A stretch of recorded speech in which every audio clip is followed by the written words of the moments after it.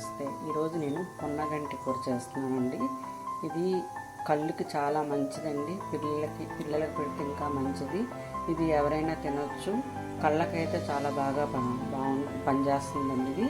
ఇది వీక్లీకి వన్స్ చేసుకొని తింటే చాలా మంచిదండి. ఇప్పుడు దీని ప్రాసెస్ చూసేద్దాం.